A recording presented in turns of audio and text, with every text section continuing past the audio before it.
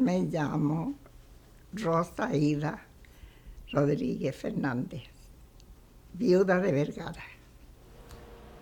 Mon nom c'est Gonzalo Manuel Figueroa Fres. Mon nom c'est Alonso Rodrigo Pérez Rangel.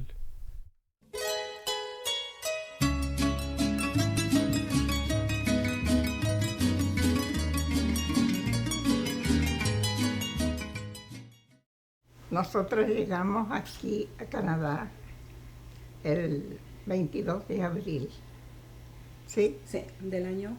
De 1984. 60 años llegué aquí, Canadá. Y ahora tengo 90. Había muchos problemas que llegaban los militares a la casa. Un día yo estoy cocinando y dicen, aló, adelante, le digo yo. Y me dice, y veo un militar, carabinero, no sé qué era. Le digo, yo me encontré con el arma en la mano porque estaba picando selga. Había mucho Allanamiento en las casas, los militares entraban en las casas, habían muchas protestas en toda la ciudad. Bueno, estaba un poco difícil para mucha gente, pero nosotros, gracias a Dios, nunca nos faltó nada. Sí. Porque quería ver a mi hija, ahorita que ya estaba aquí, ya hacían 7 años que no la veía. No, porque mi hija nos pidió como inmigrante.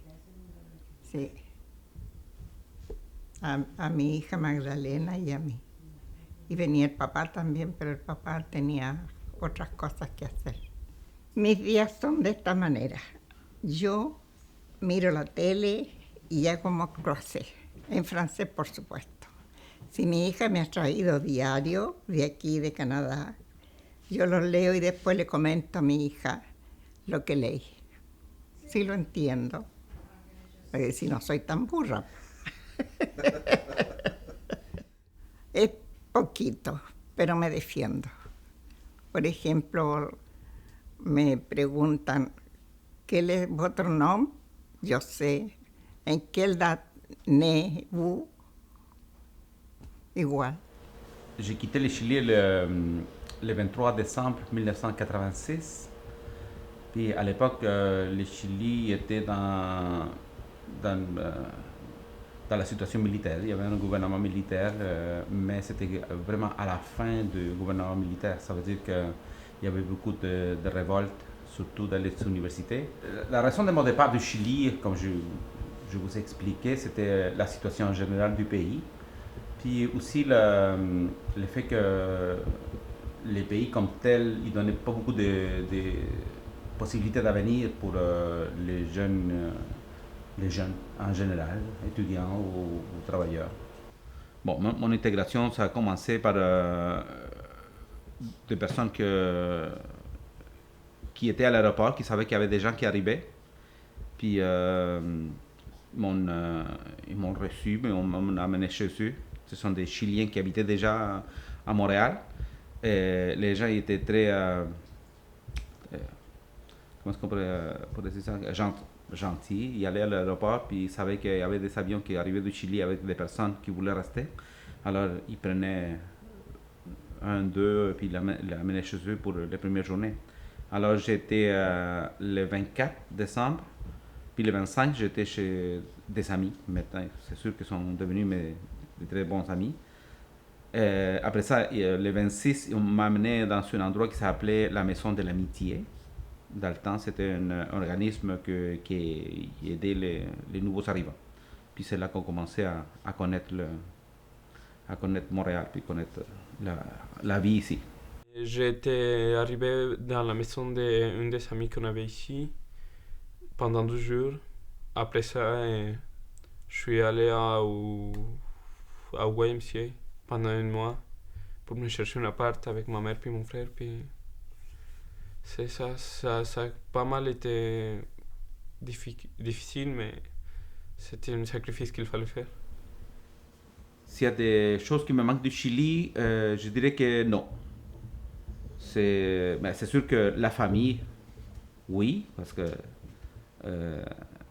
ça manque tout le temps, même quand on est dans le même pays, puis on habite dans des villages ou des villes séparées, on a besoin de voir la famille, c'est sûr. Mais les pays comme tels, non. Je pense que on trouve tout ce qu'on a besoin dans le Québec, dans le Canada, qu'on pourrait trouver ailleurs. La décision de partir du Chili, c'est moi qui l'ai pris. Puis ça a été pris dans moins de 2 semaines. Je dirais 10 jours pour faire un passeport, pour acheter un billet, puis quitter le Chili. Ben, c'était pas mal particulier parce que je me suis fait annoncer ça 2 semaines avant de venir ici. Et j'ai dû abandonner mon père et mes frères. Fait que c'était pas mal de faire le choix entre venir ici avec ma mère ou rester là-bas avec mon père. Fait que, ouais, il y avait plein de choses qui passaient dans ma tête. Ben, en effet, que c'était, ben, j'avais 10 ans tant que tel, fait que j'étais plus attaché à ma mère. Mais ça m'a, ben, en effet, c'est une meilleure futur pour moi. Puis ça, tu sais, faut pas penser trop à savoir que c'est une meilleure place pour vivre. Dans ma situation, c'est le fait que j'avais aucune possession. J'avais ma première journée dans mon appart à plein de mois ici. Et j'avais quoi, une boîte à biscuits pour manger. Et j'avais pas de matelas, pas de sofa, ni rien. Mais dans la situation en général, c'était le fait que le monde ici était correct. Il y avait pas de la vulgarité comme au Mexique. Je suis arrivé dans une classe accueil et comme pas mal tous les autres personnes immigrantes là, et c'était difficile, mais c'est des choses qui arrivent là. De plus en plus, je parle moins souvent là. Quand j'étais arrivé ici, c'était vraiment je parlais avec mon père tous les soirs avec mes frères. Mais comme avec les années qui sont passées, j'ai jamais on a perdu un peu contact, c'est ce qui arrive. C'est la distance, j'imagine. Oui, en effet, c'est la seule chose qui me manque. Ça, et puis la plage, mais ça m'a affecté vraiment le fait de ne pas voir mon père pendant mon adolescence, puis pendant que j'ai grandi.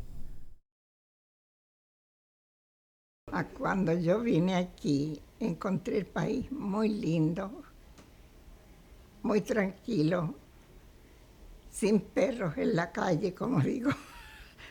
La première réaction que j'ai eue en arrivant à Montréal, c'était que c'était une petite ville.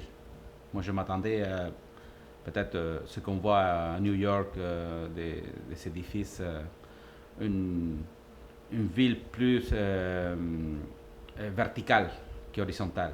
Puis là, j'ai trouvé que c'était une ville normale, facile à apprivoiser. La neige. Je suis arrivé pendant une tempête de neige, puis ça, je croyais que ça allait être nice, mais non.